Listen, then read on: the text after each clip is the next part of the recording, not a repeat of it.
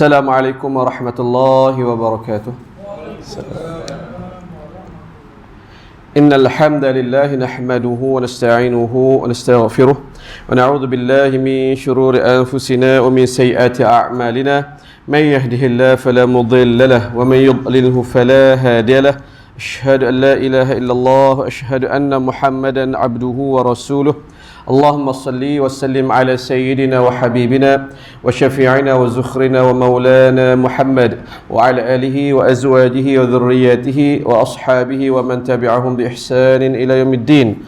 Allahumma 'allimna ma yanfa'una wa anfa'na bima 'allamtana wa zidna 'ilma. Ya Allah, ajarkanlah kami ilmu yang bermanfaat, jadikanlah bermanfaat segala ilmu yang Engkau ajarkan kepada kami, serta tambahkan lagi ilmu kepada kami.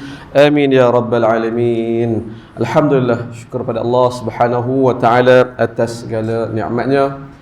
Saya doakan jemaah AQS Anjung Quran dan Sunnah sihat walafiat semua, insya-Allah, dan bersemangat untuk hidup dan mengisi ruang masa peluang yang Allah berikan buat yang terbaik. Mudah-mudahan kita bertemu Allah SWT pada bila-bila masa pun dalam keadaan Allah redha kepada kita, tuan-tuan rahmat Allah. Nasihat untuk saya sendiri lebih-lebih lagi. Kita teruskan pengajian kita, pengajian hadis, pengajian sirah dengan serotan khusus berkenaan dengan rumah tangga Nabi sallallahu alaihi wasallam menggunakan buku Asam Garam Rumah Tangga Nabi sallallahu alaihi wasallam. Hari ini kita makin ke penghujung, kita masuk bab 3. Hari ini kita mula bab 3. Secara perbandingan antara bab 3 ni yang paling ringan, yang paling sedikit hadis ni. Sedikit hadis tak, tapi yang paling ringan. Saya duk tengok, duk kira ada 15 kisah ataupun tajuk kecil di dalam bab ini, pendek-pendek sahaja. Di tempat lain kadang saya baca 2 kali habis, tuan-tuan. Kat sini wallahu alam, tengok kita hurai bagaimana. Ada 15 kisah yang saya nak portraykan, nak beri gambaran elemen berdikari ni bab rumah tangga lah. Elemen berdikari itu baik di pihak suami, baik di pihak isteri itu perlu dalam kehidupan berumah tangga yang mudah-mudahan memberi, orang kata, menyumbang kepada keharmonian sedikit sebanyak. Walau bagaimanapun pengajian kita seperti biasa, kita bukan nak mengulas hal rumah tangga semata-mata, tapi kita ambil peluang hadis yang kita baca ni, hadis yang merakam bab-bab yang kita sebut itu, kita nak lebih memahami kehidupan Nabi sallallahu alaihi wasallam sendiri secara lebih realiti, tuan-tuan, lebih realiti. Dan saya semakin yakin, tuan-tuan, saya punya kempen ialah nak mengajak masyarakat membaca semula sirah, membaca semula sirah dengan realiti. Sebab kenapa selama ini saya membayangkan, sebagaimana saya juga lalui sebelum pada sekarang memberi tumpuan, saya kata pengajian sirah kita secara rata-rata, tuan-tuan, dia bersifat romantik. Ni dalam sejarah dia disebut romantism. Apa maksud romantik ni? Romantism ni iaitu kita membaca sejarah kepada tokoh ataupun sejarah bangsa atau sejarah agama dalam gambar yang baik-baik je.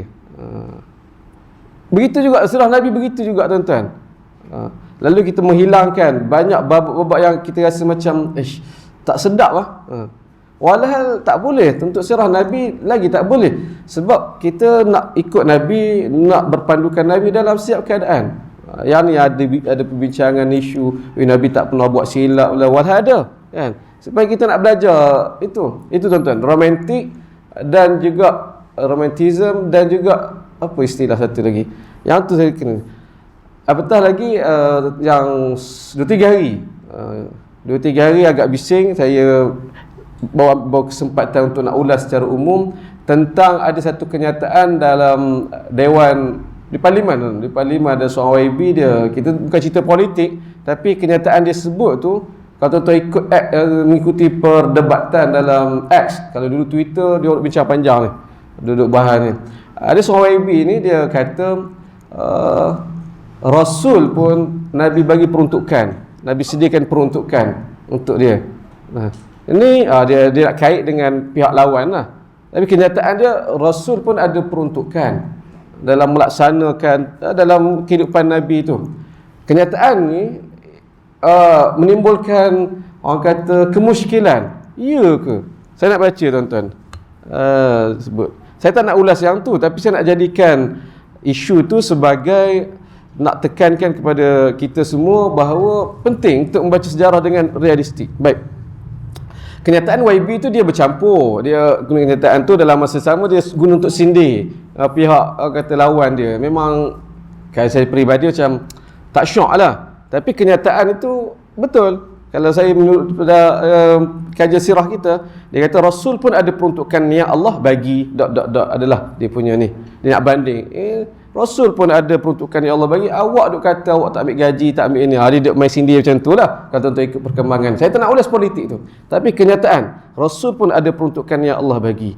Lalu antara komen yang orang duk bala balik, dia kata ada seorang netizen ni, dia kata, saya tunggu Ustaz parti sekian bagi dalil Rasul dapat peruntukan daripada Allah dalam konteks peruntukan wakil rakyat ni. Nak kata serius, yang lain gelak-gelak. Takkan berani permainkan nama Nabi sallallahu alaihi wasallam sebegini. Itu antara kenyataan. Dan macam-macam lah kenyataan lagi tunjuk. Seolah menggambarkan saya tuan-tuan yang memberi yang komen tu, mereka tak terfikir sudut ini. Sudut bahawa Nabi ada peruntukan, Nabi ada sumber kewangan, Nabi ada sumber pendapatan sepanjang hidup Nabi di Madinah. Memang ada tuan-tuan. Yang tu nak urai panjang bab lain lah. Tu sekali lagi saya nak kata, ni penting ni, nak belajar sirah, baca sebelum sirah dengan lebih realiti. Baik tuan-tuan, kita kembali kepada hadis kita ini. Apa yang berlaku tadi sebagai, saya kata, penguat untuk kita mengkaji, mengambil masa dalam masa kita mengulang kaji ataupun mendalami ilmu fiqh, tafsir dan sebagainya. Kita juga mendalami ilmu sirah secara, orang kata, lebih realistik insya-Allah. Mari kita baca hadis bab 3. Kita masuk insya-Allah. Hadis yang pertama. Asam Garam 66, tajuknya Nabi buat sendiri. An Hisham bin Urwah an abihi qal sa'ala rajulun Aisyah. Hadis ini riwayat daripada Hisham bin Urwah daripada ayahnya. Iaitu Urwah bin Zubair. Yang ni kira cucu kepada Zubair bin Al-Awwam. Hisham bin Urwah ni keturunan ayahnya pun ulama, Hisham pun kemudian ulama yang besar di Madinah. Dan ni orang kata rantaian ilmu yang sampai kepada Sayyidatina Aisyah. Berkata daripada ayahnya iaitu Urwah bin Zubair, dia berkata ada seorang bertanya kepada Sayyidatina Aisyah. Sayyidatina Aisyah ketika ini tuan-tuan, kita bayangkan ni dah lepas Nabi wafat lah. Sayyidatina Aisyah kita tahu bahawa hukum khas Ummul Mukminin, mereka haram untuk nak nikah lepas kematian, kewafatan Nabi kan. Jadi yang ni kita kena jangan terlepas pandang. Apabila orang duk fokus ni, pihak musuh duk fokus Sayyidatina Aisyah ni umur muda, Nabi nikah dia umur muda, gambaran kita mereka gambaran Sayyidatina Aisyah tu kecil sampai sudah kan. Walhal selepas pada tu penting. Dan jasa banyak Sayyidatina Aisyah selepas pada tu. Lepas Nabi wafat, umur dia 18, dia hidup lebih 40 tahun tuan-tuan. Lebih 40 tahun sampai beliau sendiri meninggal dunia pada umur dia 63 tahun. Lebih 40 tahun dia menjadi ulama, dia menjadi guru yang menyampaikan ilmu. Bahkan dia terlibat dalam politik. Di hujung-hujung usia dia terlibat dalam politik. Kita tahu isu kata pertelingkahan zaman Sayyidina Ali dengan Muawiyah sebagian, insya-Allah. Sebelum tu zaman Sayyidina Uthman lagi. Insya-Allah rahimahullah radhiyallahu anha. Baik, ini kita bayangkan masa kuliah ni, orang bertanya dan kita membayangkan kepada kita juga bagaimana himmah ataupun tumpuan cakna masyarakat ketika itu nak tahu sedalam yang mungkin tentang Nabi kan. Maknanya sirah Nabi ni bukan perang. Tu saya nak ubah tadi, bukan perang. Perang tu satu sudut saja, maghazi tu satu sudut saja. Kenapa kitab-kitab awal sirah fokus dia pada maghazi, dia kena dengan situasi masa tu.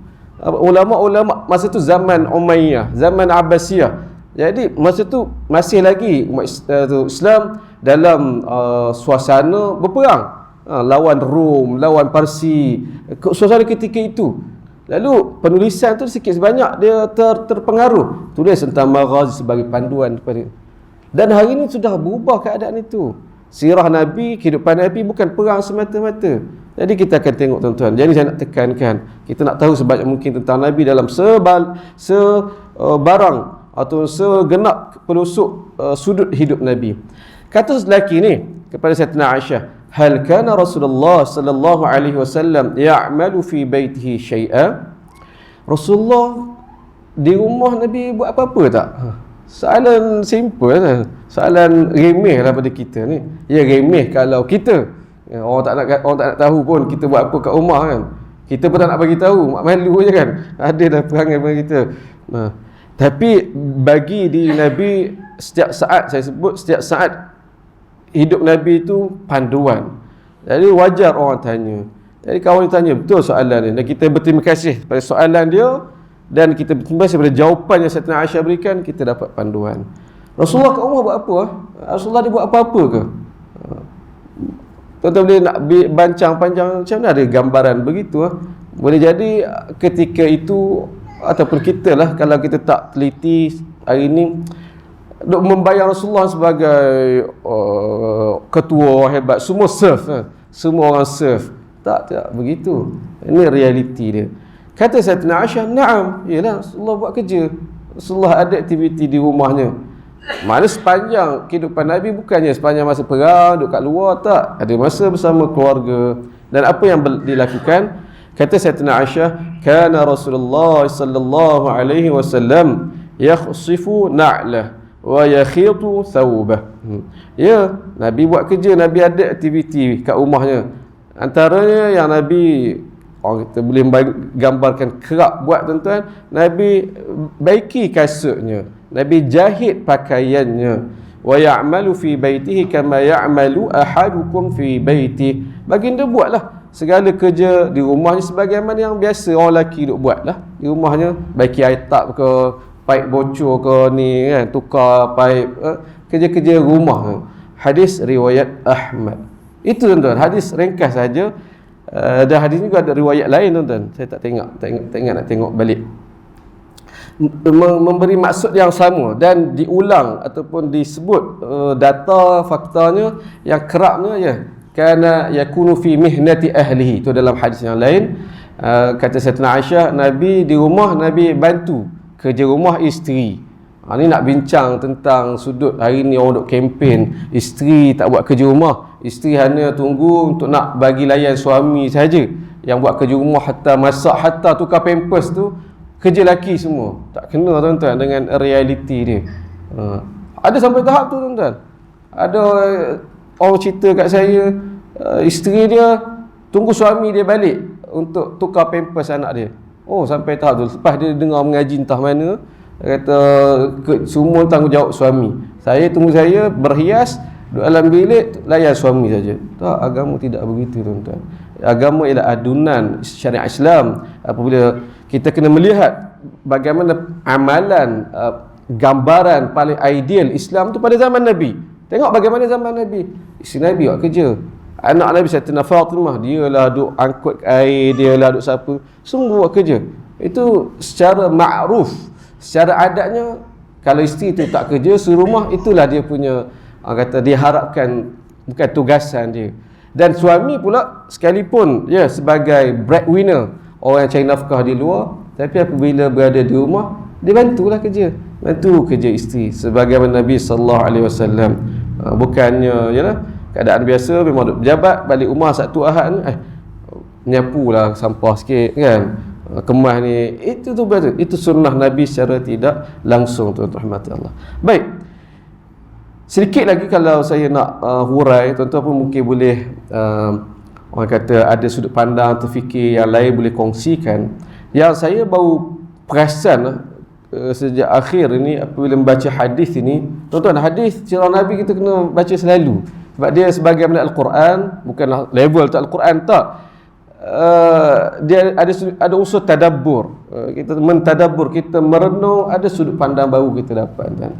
Hadis ini apa yang kita dapat, tuan-tuan? Saya baru dapat sudut ni, tuan-tuan, iaitu budaya maintenance. Jadi orang kata tersentak. Ini image ataupun unsur maintenance. Tengok pada perbuatan Nabi. Nabi baiki kasut. Nabi atau jahit semula pakaian yang rosak. Maknanya benda harta sedia ada kan. Kasut pakai lama tu mungkin orang kata zaman Nabi, kasut Nabi tu, na'al Nabi tu dibuat daripada apa, lama tu tak elok dah, dibaiki. Ini maintenance. Pada hari ni kan budaya selenggara. Barang ni kalau kita tidak maintain, tidak selenggara dari semasa ke semasa, dia rosak tu, rosak sampai tak ada guna. Dan itu secara tidak langsung, kalau kita tengok kepada perbuatan Nabi, tak kena lah tuan-tuan. Ni saya tak kata tuan-tuan ni, saya ni Allah, aku lepas pada sedar sudah, Allah banyak aku terlepas ni. Kadang lah macam basikal anak kena benda mudah. Saya situasi, saya beri contoh saya, basikal anak duk main-main, tiba dia jatuh tali ni, apa, rantai dia kan, jadi longgar. Biarlah kita semalah, biarlah. Lama-lama anak duk tanya, Abi bila nak baiki? Oh tak apa, sekejap. Lama-lama sudah sedar tuan, tak nak baiki tu dah berkarat keras tu rantai tuan. Tak pasal-pasal kena pergi tukar. Kena pergi tukar rantai baru. Walhal masa dia itu kita maintain, terselenggara terus, perkemas balik. Jadi lah.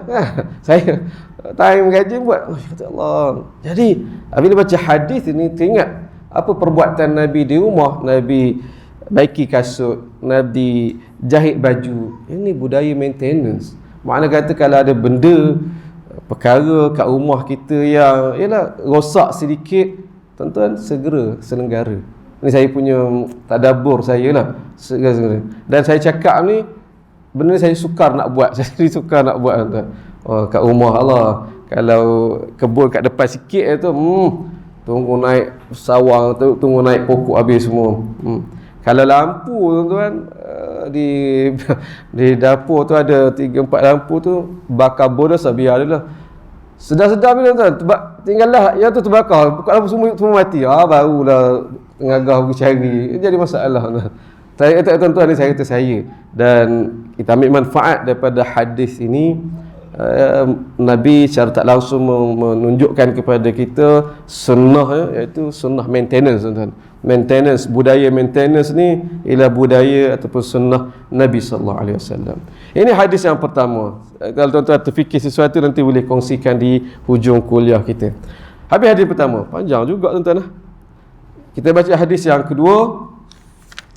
Tadi kita mungkin daripada hadis pertama kita nampak dari sudut suami, dan sadar tentulah suami ataupun Nabi sebagai wataknya, panduan atau teladan untuk kedua-dua, isteri, suami, lelaki dan perempuan. Kena ambil ini sebagai kata panduan, insya-Allah.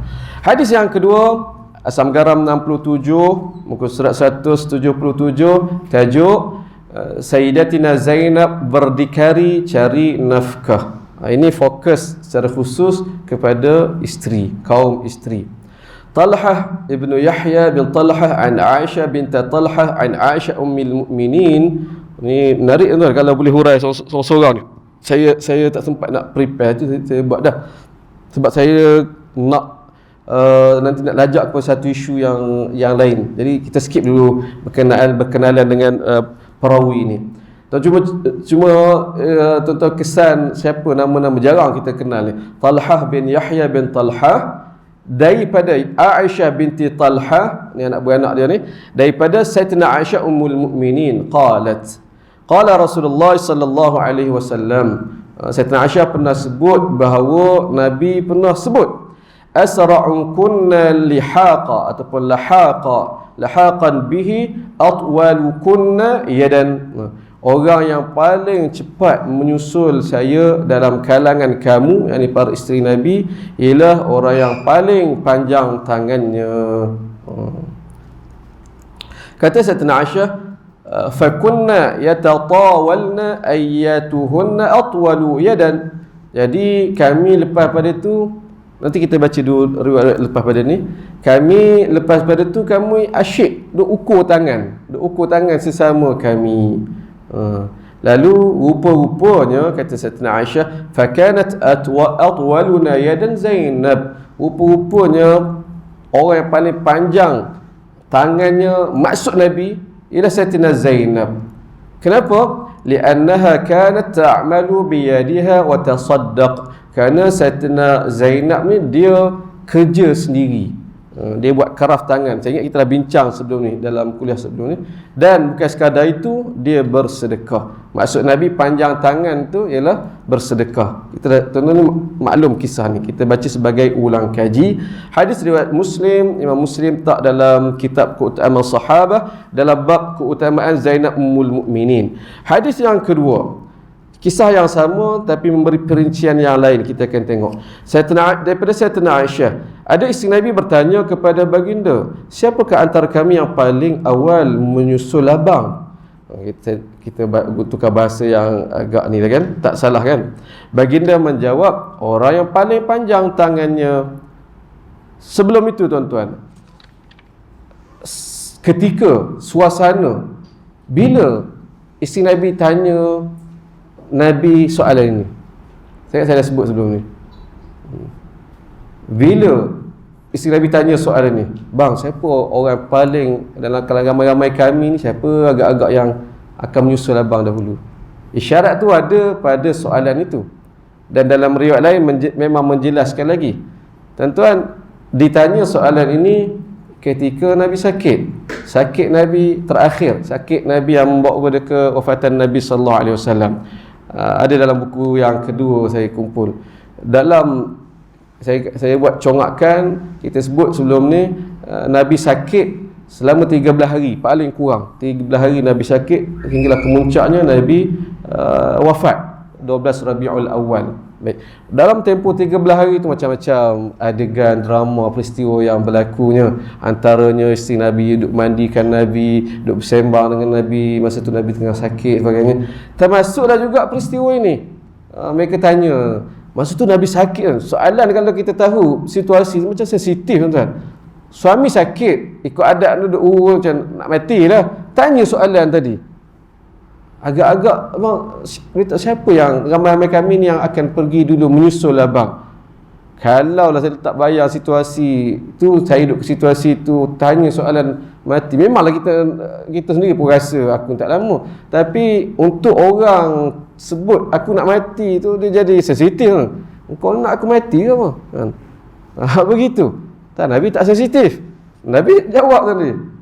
Satu. Sudut yang lain tuan-tuan, dia mengingatkan saya kepada ada berlaku dalam masyarakat hal-hal seumpama ini tuan-tuan, iaitu pantang. Tak boleh tanya ayah, mak ke apa yang ni berkenaan dengan soal harta.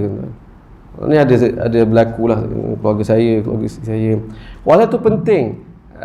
Orang yang bertanya tu kita tak tahulah niat dia, tapi kalau niat tu baik tuan-tuan, kita assume baik, dia tanya soalan itu penting untuk pengurusan. Ada kisah keluarga saya tu, apabila anak tengok ayah sakit begitu, dia tanya dan dia concern begini, marah si ayah tu, kau nak aku mati cepat dah ni. Macam tu tuan-tuan. Sensitif, manusia sensitif. Dia bertanya tentang harta, tak tukar nama lagi ni. Sensitif. Walhal tu nak membantu dari sudut kemudahan selepas pada tu. Tapi berbeza manusia kan. Nabi begitu. Tapi yang ni kita tahu, Nabi tidak emosional, tidak orang kata mudah terasa ketika sakit Nabi sallallahu alaihi wasallam. Kita cuba ikuti. Baik, kata Sayyidatina Aisyah begitu. Ni ada orang tanya, ada isteri Nabi yang tanya, tak tahu siapa isteri Nabi yang tanya tu. Nabi jawab, orang paling panjang tangannya. Selepas itu kami segera mengambil tongkat untuk mengukur panjang tangan kami. Ternyata Saudah orang yang paling panjang tangannya.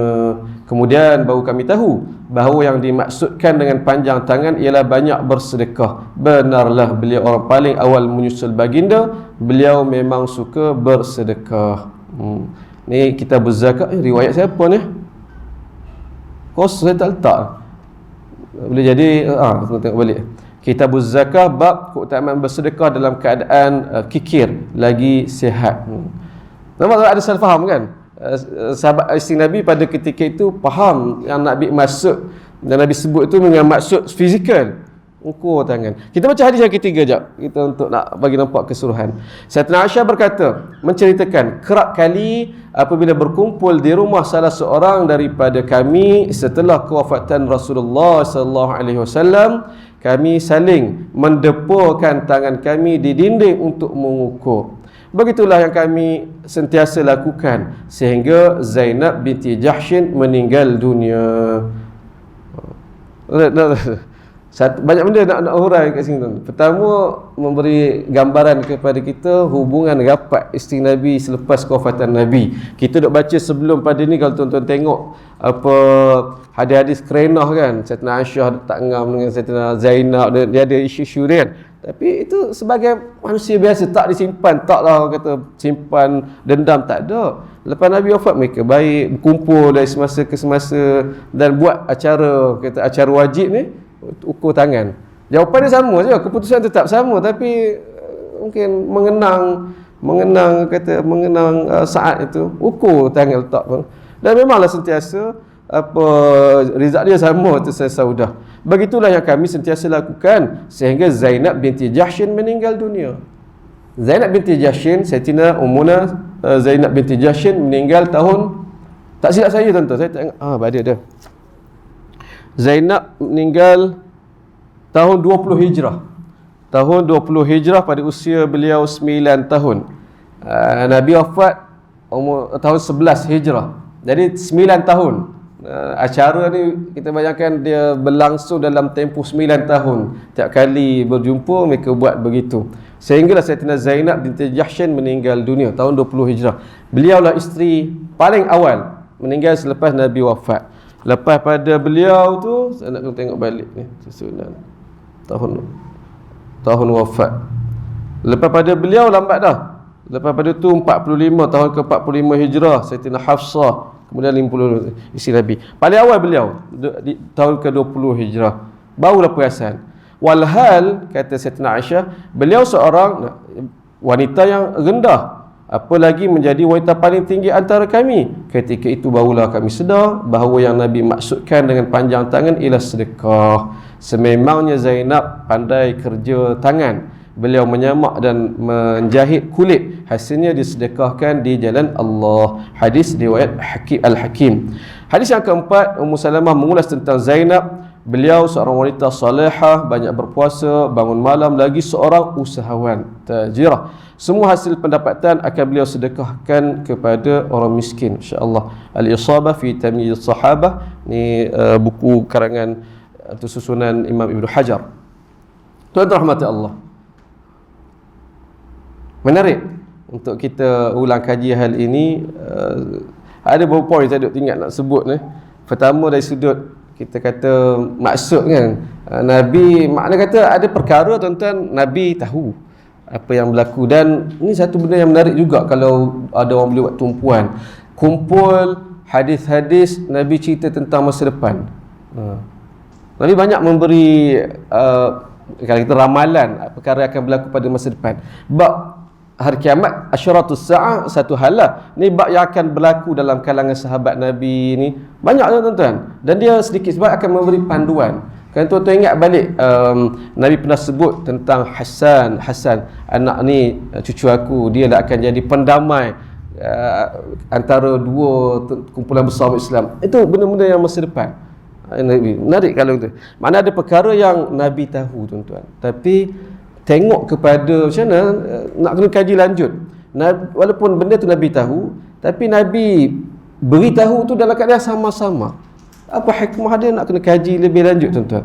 Walhal Nabi jelas kan, boleh sebut. Contoh dalam hal tadi juga Hasan, Nabi akan kisah umpama tu Nabi sebut apa Ammar bin Yasir, dia akan dibunuh oleh kumpulan yang melampau. Dia menjadi tanda lepas tu kan.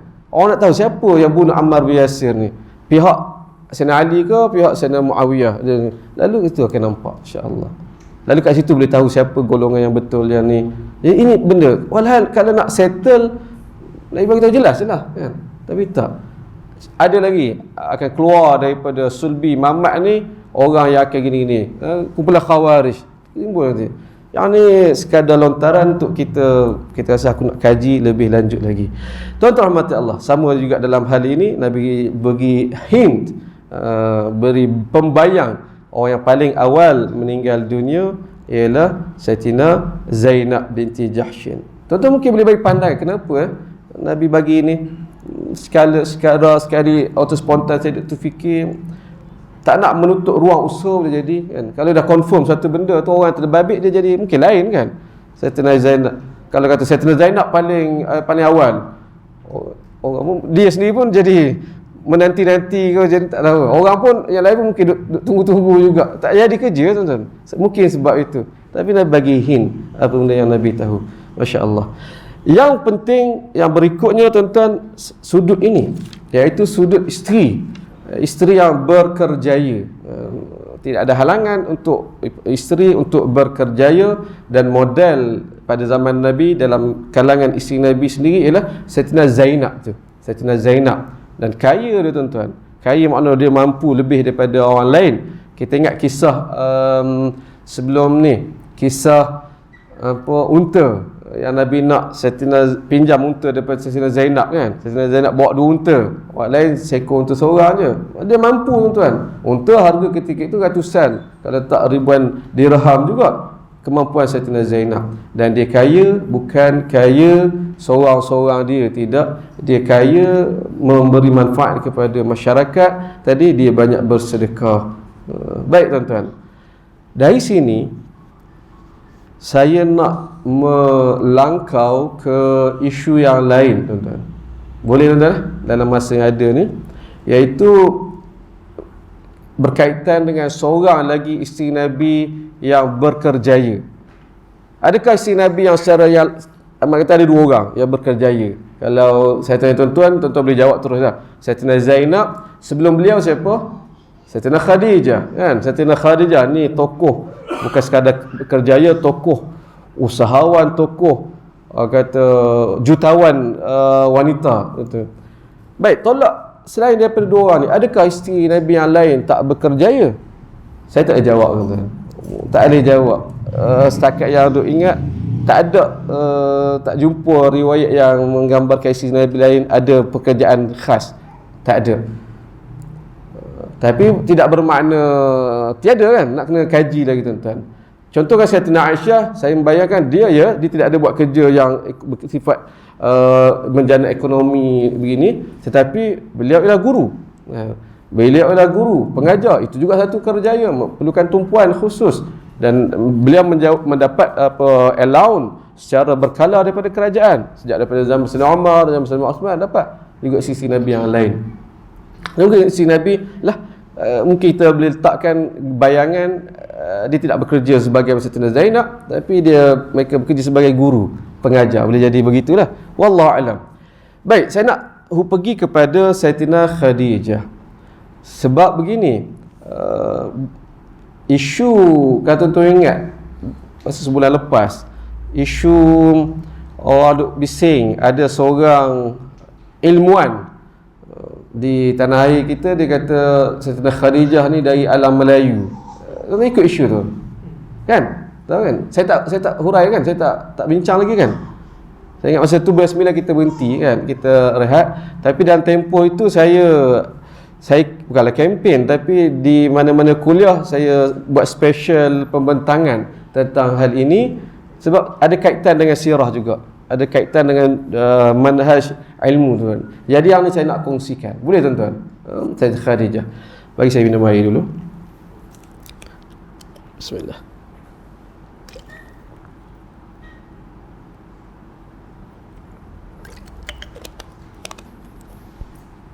Tuan-tuan rahmat Allah Subhanahu wa taala. Ini sekali lagi contoh kes saya kata yang membuatkan saya kata kena kempen masyarakat baca semula sirah. Baca semula sirah dengan memahami realiti, bukan sekadar luaran, sathiyah, surface sebagai sebelum pada ni, untuk permulaan. Kemudian lepas pada tu kita kena baca lagi dan lagi. Tuan-tuan, isu tadi sekali saya tak nak, bukan style saya untuk nak orang kata attack peribadi tu. Nama dia Frah ke apa tu, boleh bertukar orang lain pun boleh jadi. kita dia lah, orang ni lah, tanpa tahu nama dia kata tak kisah, tapi apa kenyataan yang disebut, apa kefahaman dia yang dia kongsikan, yang tu kita nak bincang tuan. Pertama saya nak baca ni isu yang lama, nak baca sekadar nak tuan-tuan nampak latar belakang dia, dan dekat situ kita nak ulas tuan-tuan. Kita sebut Sayyidatina Khadijah, Prof ni sebut ni kenyataan dia. Saya catat satu persatu perkataan yang dia sebut. Dia kata panjang tapi saya ambil bahagian ada kaitan. Dia kata Khadijah Al-Khuwailid. Tu pun rasa macam dia tak apa mantap. Al-Khuwailid tu seolah galaran. Tu ayah dia kan. Khadijah binti Khuwailid. Khadijah Al-Khuwailid. Khadijah ni semua maklum bahawasanya beliau berkahwin dengan Rasulullah ketika umurnya 40 tahun dan Rasulullah itu umurnya 25 tahun. Ni satu kenyataan yang semua maksudnya diulas. Maksudnya waktu itu wanita berumur 40 tahun itu menarik. Maksudnya bukannya sudah uzur, tidak. Okay. Dan beliau adalah seorang wanita kaya, paling kaya di kota Mekah. Ini kenyataan yang sangat kita kena beri perhatian. Paling kaya. Nak sebut paling tu dia kena ada sandaran tuan-tuan. Orang paling kaya di kampung apa ni? Apa ni? Paya Jaras. Mesti orang boleh buat perbandingan. Ustaz apa? Ustaz Imran. Siapa? Orang boleh kata ustaz paling kaya di Paya Jaras. Sebab apa? Rumah dia paling besar. Logik, ada benda yang boleh berbandingkan. Kalau nak kata Sayyidatina Khadijah wanita paling kaya, apa sandaran dia, kan? Saya tak kata betul, tak ada salah tuan, tapi nak katanya dalam sirah Nabi, sirah para sahabat Nabi, benda tak boleh sembah mudah. Memang sembah ikut rasa tak, dia perlu ni. Kata kaya boleh, kita boleh terima. Paling kaya, baik. Itu kena ni. Dia sebut lagi, saya bila melihat di TikTok, banyak juga tengok video-video yang tu, mereka mengatakan Khadijah ini adalah dari alam Melayu. Dia tak kata dia kata ada video orang buat mencerita bahawa Khadijah dari alam Melayu. Ada mengatakan Khadijah Khuwailid ini dari alam Melayu. Saya tersentak dengan pandangan itu. Tersentak. Baik, tersentak. Terkejut, tak setuju ke tersentak? Wow. Yang berikutnya menjelaskan. Saya rasa tersentak tahu dengan pandangan itu. Sebab dalam pencarian saya, penulis-penulis Arab tidak menulis dengan detail siapa Khadijah Khuwailid ini. Ini kenyataan yang berat juga tuan-tuan. Disebut penulis-penulis Arab tak tulis dengan detail siapa Khadijah tu. Maknanya apa tuan-tuan? Tak lalu detail sampai tak tahu Khadijah ni orang Melayu, orang Arab ke tidak. Sehingga membuka ruang kepada ni. Dia kata sebab dalam pencarian saya, penulis-penulis Arab tak menulis dengan detail siapa Khadijah Khuwailid ini. Dia tak tulis detail kerana maklumatnya setakat itu saja. Setakat mana? Setakat mana? Setakat dia kahwin dengan Nabi, umur dia 40, umur Nabi 25, ada setakat itu. Baik. Tiba-tiba kita dapat dari alam Melayu bahawa Khadijah Al-Khuwailid adalah dari sini. Dan kita maklum, kita kena maklum dia seorang yang kaya. Beliau merupakan wanita kaya dan mempunyai perniagaan yang besar. Untuk mempunyai perniagaan yang besar pada ketika itu, anda mesti memiliki emas. Sebab tak ada forex, bitcoin, tak ada masa tu. Dia kena ada satu yang diminati oleh semua orang di atas dunia ini, iaitu emas. Itu dia maksud kata-kata tu. Dan saya nak berhenti pada bahagian yang disebut ni. Dan emas tiada di bumi Arab. Oh, tu kenyataan besar lagi. Dan emas tiada di bumi Arab. Mau dia hurai panjang lah cerita emas kat tanah Melayu apa semua. Itu luar bidang saya tuan. Setakat itu saja. Agak-agak kenyataan kita faham sekali lalu apa dia nak maksud tuan. Dia bukan orang yang memulakan dakwaan. Tapi dia dengar dakwaan itu dan dia match, dia bandingkan dengan apa yang pengetahuan yang sedia ada. Oh, tak detail tentang Khadijah ni. Makna ada kemungkinan lah kot, terbuka kemungkinan. Nak lagi Khadijah ni orang kaya. Nak lagi kaya ni mesti kena ada kaitan dengan emas. Nak lagi emas tak ada di bumi Arab. Emas ada dekat tanah Melayu saja. Sahlah. Khadijah orang Melayu. Mana? Di Kedah pula. Tak nampak cara tuan-tuan. Yang ni saya nak, tapi tuan-tuan yang saya nak jelaskan dan kita jelas secara ilmiah. Saya secara peribadi berterima kasih Apabila isu ni timbul, orang tanya-tanya desak, kita nak ni, dan membuat pembacaan, lalu menemui maklumat yang selama ini tak tahu pun. Terima kasihlah isu ni timbul, tuan-tuan, dapat terkenal lebih lanjut tentang beliau. Baik tuan-tuan, mari kita saya nak ulas satu persatu. Pertama, ucapan beliau sebut tadi, Khadijah kahwin dengan Nabi, Sayyidatina Khadijah kahwin Nabi umur dia 40, Nabi umur 25 tahun. Ini satu kenyataan. Betul ataupun tidak tuan-tuan? Rumus ringkasan dia, ulama khilaf umur Sayyidatina Khadijah. 3 riwayat paling kurang saya jumpa tuan-tuan. Dan ketiga-tiga riwayat itu memberi gambaran Khadijah memang lebih tua daripada Nabi sallallahu alaihi wasallam. Nabi umur 25 tahun, tidak ada khilaf. Ada riwayat sebut Sayyidatina 40 tahun, 35 tahun, 29 tahun tak silap saya. Itu 3 riwayat. Tetap lebih tua daripada Nabi sallallahu alaihi wasallam. Tak apalah. Bab tu khilaf. Jadi nak perang, tak nak perang, nak orang kata pertahankan mana-mana dengan melampau sangat. Baik, khilaf tu no issue. Kemudian beliau berkata, dan beliau adalah seorang wanita kaya, paling kaya di kota Mekah. Betul ke tidak tuan-tuan?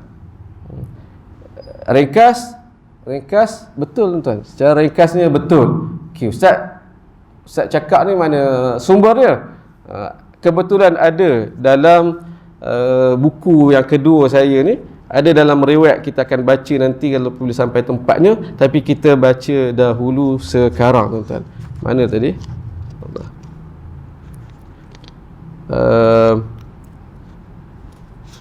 Baik. Ini hadis tuan-tuan. Hadis riwayat Ibnu Sa'ad, dan tuan-tuan, yang ni prinsip. Saya nak ajar prinsip. Segala berkaitan dengan Nabi, sirah Nabi, berkaitan dengan watak-watak Nabi tuan-tuan, dia ada sumber asal dia. Ada riwayat, yang mana riwayat ataupun penceritaan awal tu diceritakan oleh saksi hidup, oleh orang ada pada masa tu, kan? Kita belajar tentang Nabi sallallahu alaihi wasallam, Nabi begini. Siapa yang cerita? Sahabat Nabi yang tengok sendiri. Sayyidatina Aisyah, contoh Sayyidatina Aisyah kata Nabi begini tadi. Sayyidatina Aisyah di sini tengok. Anas bin Malik kata aku tengok Nabi suka makan labu. Aku pun suka makan labu. Sebab dia tengok sendiri, dia saksi yang ada ketika itu. Lalu disampaikan generasi ke generasi. Ini tuan-tuan mahal sirah, mahal riwayat Islam tuan-tuan. Bandinglah dengan sejarah manusia yang lain-lain tuan-tuan, takkan jumpa begini tuan-tuan. Ambil contoh bab hang tuah, dia kata. Bukan nak rendahkan tuan. Kita setiap bangsa Allah bagi, bangsa ni ada kelebihan masing-masing, dan kita kena rasa bangga dengan bangsa tuan. Jadi sejarah bangsa perlu ditulis, dijaga, dan perlu ini. Cuma jangan sampai melampau. Jangan sampai buat yang tak kena ni, semua nak kait dengan Islam, Nabi, sahabat Nabi sampai datang ke sini, tidak berdasarkan riwayat yang asal dia ni tuan-tuan. Contoh kes hang tuah lah kita kata. Bukan saya nak kata hang tuah ni wujud tak wujud, tu perbincangan yang lain. Tapi nak banding dengan Nabi supaya sikap kita tu ada berbeza. Kalau baca kisah hang tuah, sumber asal dekat mana? Adalah buku-buku dia, kan? Siapa yang tulis buku itu? Tuan-tuan, yang tulis buku tu orang 200-300 tahun lepas pada tu. Bukannya orang pada zaman hang tuah tu, contoh ada riwayat aku bersama hang tuah berlayar ke, tak ada tuan-tuan. Tapi ditulis oleh pengkaji kemudian, yang jaraknya dah ratusan ataupun berbeza. Sudah tentu ada lompong kat situ, ada kemungkinan tokoh tambah dan sebagainya. Ini watak manusia lain tuan. Sebab itu Nabi, para sahabat Nabi tak boleh nak reka macam watak lain. Barangkali orang yang mengikuti orang kata terlalu obses dengan sejarah bangsa ni, dia duduk layan sama dengan sirah Nabi, sirah sahabat Nabi macam tu juga. Boleh diandaikan. Tak boleh tuan-tuan. Baik, kita baca riwayat ni. Ini riwayat asal berkenaan Sayyidatina Khadijah. Dalam ada riwayat Ibnu Sa'ad. Nafisah binti Muniyah berkata. Siapa Nafisah binti Muniyah ni? Orang kan kenal. Beliau ni antara perempuan yang sezaman di Madinah, di Mekah, antara kawan Sayyidatina Khadijah. Ni antara as-sabiqun al-awwalun, orang antara terawal masuk Islam. Kenal tuan. Nafisah binti Muniyah berkata, Khadijah binti Khuwailid bin Asad bin Abdul Uzza bin Qusay ialah seorang wanita cekal dan terhormat di samping kemuliaan dan kebaikan lain yang Allah kehendaki pada dirinya. Diperkenalkan setelah Khadijah, dan diperkenalkan tu pula terus dengan salah silah, tuan-tuan. Yang ni saya nak marah sangat ni. Sebut Sayyidatina Khadijah binti Khuwailid bin Asad bin Abdul Uzza bin Qusay bin Kilab ni terus jumpa keturunan Nabi sallallahu alaihi wasallam. Tuan-tuan ingat balik kenyataan ni tadi. Penulis Arab tidak menulis dengan detail. Siapa? Awak duk kata penulis Arab ni. Siapa? Nampak dia membayangkan sirah Nabi, sirah sahabat Nabi ni macam buku sejarah Melayu, sejarah lain-lain. Tak, tuan-tuan. Bahkan dia cari buku sejarah yang ditulis oleh orang moden tentang Khadijah, tak jumpa. Memang tak jumpa lah. Tapi riwayat ni, kita pergi kepada sumber asal dan kitab tabaqat, kitab himpunan riwayat para ulama dulu lagi, akan jumpa. Tengok, Khadijah binti Khuwailid, keturunan memang keturunan Arab, tuan-tuan. Sampai keturunan Nabi. Kok celah mana nak mari ke orang Melayu ni? Tak boleh terima langsung, tuan. Tu kata, kok mana? Daripada awal apabila awak dengar awak kata awak saya tengok video TikTok yang kata Khadijah daripada orang Melayu. Kita yang kalau kita ni cakna sejarah kita boleh belok awal-awal dah tu. Tak logik. Dia boleh pula tersentak. Wow. Nampak kan? Tak kira lah profesor ke apa semua, tapi prinsip ilmiah tu kena ada, tuan-tuan. Dan kita tahu hari ni berapa ramai pada satu ketika dulu orang istilahkan apa, Profesor Kangkung kan. Dia belum tentu jawatan itu menggambarkan keilmuan, belum tentu. Dan hari ni lagi-lagi lah kita saksikan Allah, orang yang berilmu tak dapat mengajar kan. Orang yang tak ada ilmu dia pula tentukan orang tu boleh mengajar tak boleh mengajar kan. Benar itu kan. Allah. Tak apa. Baik. Itu dah jelas, tuan-tuan. Sambung lagi kata Nafisah binti Muniyah, pada hari itu beliau ialah wanita yang paling mulia keturunannya. Saya tak dapat nak hurai, tuan-tuan. Ini satu-satu kalau di kuliah saya luaskan. Sekadar sekali lalu.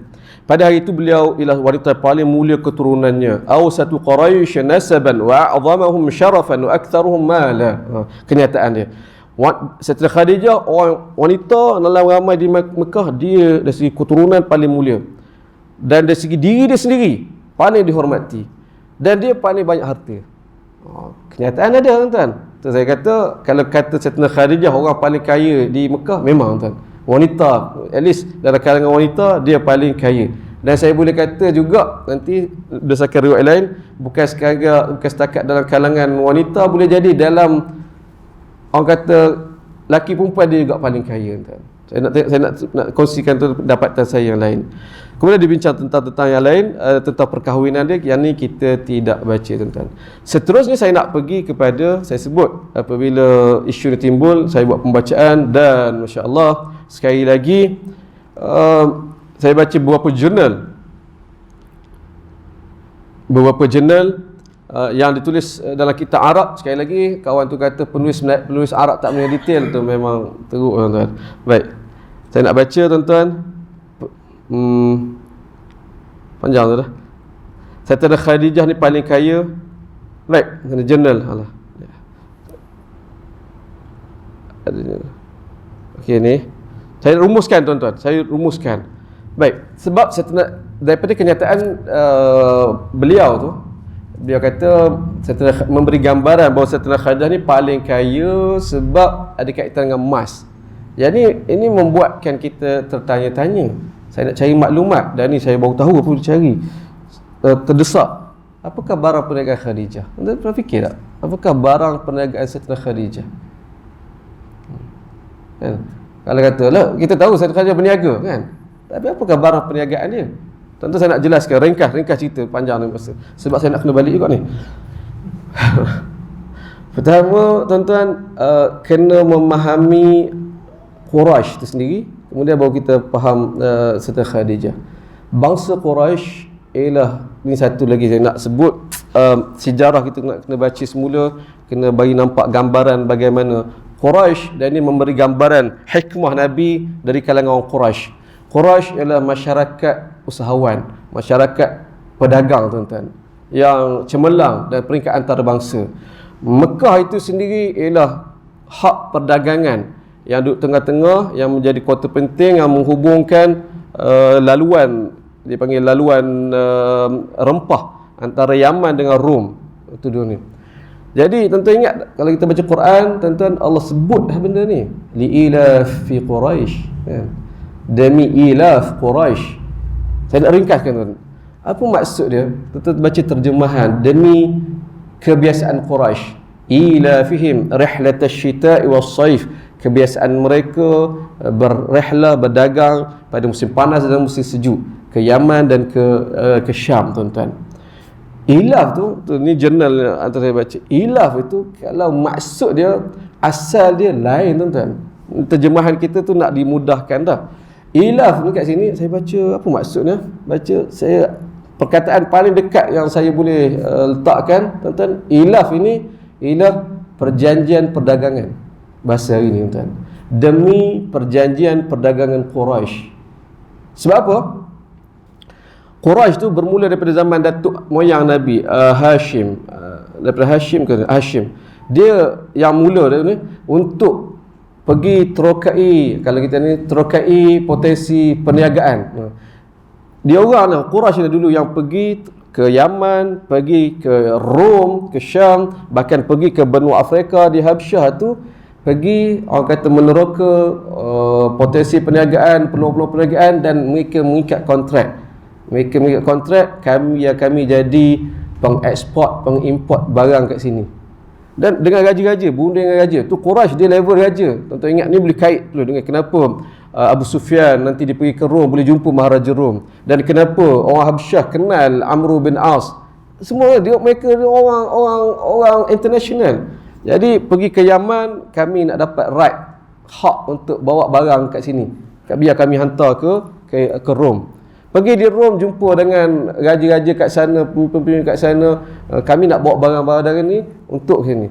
Pergi ke Habsyah, ni kat barang. Dan setiap tempat itu ada barang-barang pelbagai yang berlainan, tuan-tuan. Itu masyarakat dia. Itu satu, tuan-tuan. Quraisy dia bukan bangsa dengan bayangan kampungan, tidak, tuan-tuan. Dan sebab itu Quraisy dihormati oleh dunia Arab. Mereka ibarat wakil. Satu. Yang kedua, mereka menjadi tuan rumah kepada festival tahunan haji masa tu. Tu Quraisy. Yang ni kita kena boleh kait pula dengan, tuan-tuan, sebab itu Nabi pesan dah bagi isyarat awal, orang yang akan ganti tak boleh orang pegang kepimpinan ni melainkan Quraisy. Sebab Quraisy tu ni orang Arab secara umum mereka payah nak terima orang, tapi sebut Quraisy mereka akan ni. Sebab tadi kepakaran, pentadbiran semua. Baik, itu satu. Ilaf maksud yang lain, tuan-tuan. Kalau tuan-tuan belajar bahasa Arab, alfun kan? Alf, berapa alf? Berapa angka tu? 1000. Alfun, 1000. Ilaf memberi gambaran, tuan-tuan bayangkan rihlah tadi, kafilah dagang Quraisy nak pergi ke Yaman, kemudian nak pergi ke Syam tu, tuan-tuan, berkekuatan ataupun besar tak besar, berkuantiti, tuan-tuan, paling kurang 1000 ekor unta. Tu ilaf. Tu jenis 1000 ekor unta yang bawa barang dagangan. Baik, 1000 tu bukan seorang. Ni hebatnya Quraisy banding yang lain sebelum ni. Semua saya baca jenuh, ya Allah, aku baru tahu ni. Kajian astrologi dan sebagainya. Mereka yang pertama buat kaedah zaman tu lah, kaedah syarikat. Macam pada hari ni orang Cina biasa buat macam tu. Duduk setempat tu apa kedai masing-masing, tapi import sekali, kan. Buat macam tu. Quraisy dah buat dah, tuan-tuan. Nak pergi ke Yaman, tuan-tuan, mereka pakat, mereka gabungkan, kita gerak sekali. Dan gabungan itulah kau seorang ni 50 ekor lembu unta barang dia, yang ni 100, yang ni baru gabung, tuan. Kenapa saya sebut itu? Saya nak baca secara direct, tuan-tuan. Walisanawatin tawilah kanat qawafil tijariyah Khadijah akbaru qawafil Quraisy. Dan untuk rekod berapa tahun berturut-turut, unta dagang Sayyidatina Khadijah yang paling besar. Berapa angka ni tak beritahu, tapi disebut riwayat paling besar. Tuan-tuan bayangkan 1000 tu berkumpul berapa toke-tokenya, unta paling banyak dia punya barangan tu. Mungkinlah 300 dia seorang, orang lain mungkin 100, 200 paling tinggi, 300. Ini memberi gambar dia kaya. Baik. Soalan yang kita nak jawab terakhir, apakah barang dagangan dia? Dia baca barang dagangan bawah saja Allah kata. Dia sebut terperinci. Dari Yaman tu apa barang ni tuan-tuan. Menariknya rumusan tuan-tuan, Sayyidatina Khadijah barang dagangan dia pandai, dia ambil industri barang yang kurang persaingan banding dengan orang lain lelaki, iaitu bisil'atil udum wal baz, iaitu pakaian, kulit dan sutera. InsyaAllah dari Yaman tuan-tuan, dia bawa, dia ekspor pakaian bersifat ni, kulit fur, kulit binatang, kulit harimau pun ada, macam-macam tu barang dia bawa pergi ke ni, bawa ke Rom. Dari Rom tuan-tuan, dia ekspor barangan sutera, sundus, istabrak wa dibaj. Ni tiga-tiga ni fabrik, jenis fabrik apa sutera yang dalam Quran Allah sebut tuan-tuan. Tokoh besar dia Sayyidatina Khadijah tuan. Saya baca Allah, patut dia paling kaya. Yang tu dia bawa balik ke ni. Jadi tak ada haran dia menjadi kaya. Tak ada satu pun kaji saya baca, tak ada sebut langsung dia meniaga emas, tak ada tuan. Tak ada tu tak ada. Baik. Dan terakhir dia kata emas tiada di bumi Arab. Ni paling jelas tuan-tuan. Emas ada di bumi Arab. Zaman Nabi dah ada tuan-tuan. Kita belajar balik fiqh, kalau fiqh berfikir ada zakat emas kan. Bahkan di Madinah ada kabilah sekitar kabilah Bani Sulaim.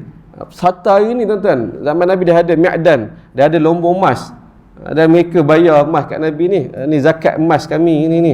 Memang jelas tuan-tuan. Nampak awak ni tak baca hadis, tak baca sirah.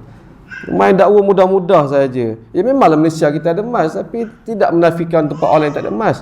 Bahkan hari ni kalau nak kira reserve emas tuan-tuan, Saudi lagi banyak tuan-tuan. Di Madinah tu sendiri berapa dia mungkin kaji. Ni sama mi'dan, apa lombong Bani Sulaim berterusan sampai hari ini banding kita di Malaysia ini. Wallahu a'lam tuan-tuan, panjang saya ambil masa ni. Saya berhenti setakat ini. Ada soalan tak? Tak ada tuan-tuan? Soalan. Secara umum saya nak ikat kita punya perbincangan tadi kaitan dengan hadis awal kita baca, berdikari cari nafkah. Masya-Allah Sayyidatina Khadijah lepas pada lebih saya rasa kagum tuan-tuan. Kita dapat maklumat yang terperinci tentang beliau. Berkat daripada orang isu kata Khadijah dari alam Melayu kan. Kalau tak isu tu tak kita tak desak nak cari pun. Adalah orang kata blessing in disguise. Baik, soalan.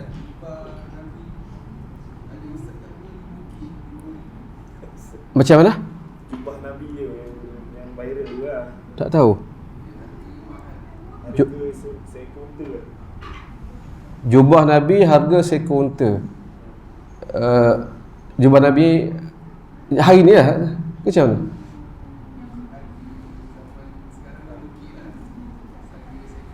Sekarang ni? Tak. Murah tu. Tak, kalau sabit itu jubah Nabi ya, itu kena pastikan dulu. Bagaimana nak disabitkan tuan-tuan, dia kena tengok dari riwayat penyimpanan dia tu. Dari mana dan tahu satu. Kalau sabit tuan-tuan jubah Nabi setakat harga seekor unta, awak ni merendahkan. Tu barang rare tuan, artifak tuan-tuan. Tak ternilai. Rumusan saya begitulah. Murah tu, halal betul. Tapi sekarang nak kena buktikan dulu adakah betul jubah Nabi. Wallahu a'lam. Saya tak tahu isu tu. Mungkin boleh tunjuk kat saya videonya apakah. Ada soalan lain? Kalau tidak ada kita berhenti setakat ni tuan-tuan. Boleh je. Sekadar itu saja tuan-tuan rahmati Allah, saya berasap kepala. Subhanakallahumma wa bihamdika asyhadu an la ilaha illa anta astaghfiruka wa atubu ilaik. Assalamualaikum warahmatullahi wabarakatuh.